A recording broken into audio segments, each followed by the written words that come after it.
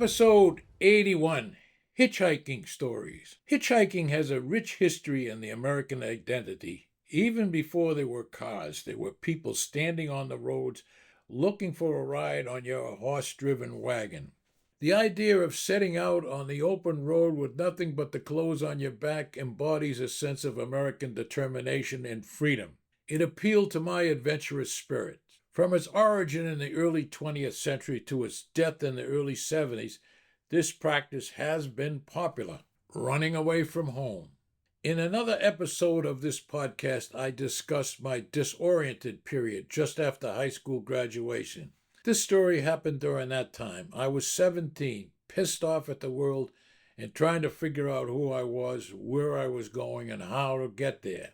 I had a shitty job, no girlfriend, no car, hardly any money, and living at home with my parents. Some of my friends were starting college or starting a training program for a blue-collar job. Not me. I was adrift. I had no money to go to college. So just after Christmas in 1956, I decided to chuck everything, quit my job, and take off. I had a crazy idea that I would hitchhike to New Orleans for the Mardi Gras in early February. So I did just that. Leaving in the morning without telling my parents or anyone else, I had maybe $25 in my pocket and a head full of mush. I put my thumb out on Memorial Drive next to the Charles River within 2 blocks of my Cambridge home. Got a ride to Route 20, then further rides onto Route 15 into Connecticut. The Merritt Parkway was next, and then into New York and the Hutchinson River Parkway, and then over the George Washington Bridge to Jersey.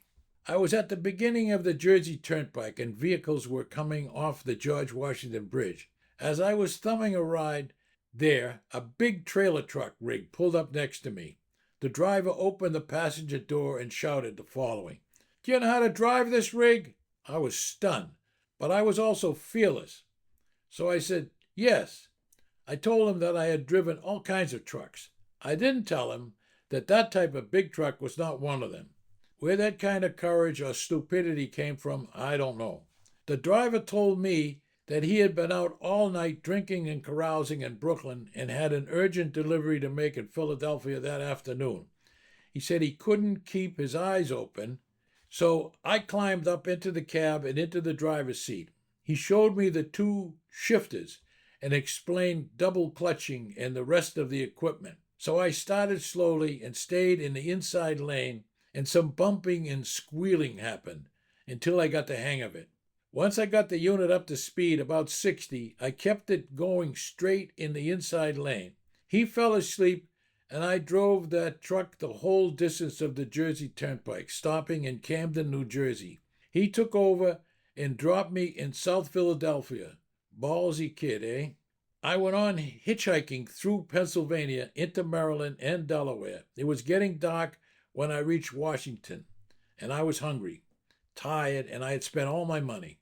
To find something to eat, I'd go into restaurants, get a cold drink, and look for cracker packages or ketchup sleeves to scoff. I slept in a D.C. park near the Ellipse that night. The next morning, I began to realize my limitations. My sister Maureen was married and living in Falls Church, Virginia, just outside Washington. So I hitchhiked there and showed up unannounced. Her husband, Bob, worked for the Northern Virginia Sun newspaper in a technical position. She welcomed me and immediately called our mother and father, who were worried about their missing, not-so-little boy. She found a corner in a bed in the basement, and I stayed for about 6 months. I babysat sometimes and enjoyed being with my nieces and nephews and my big sister.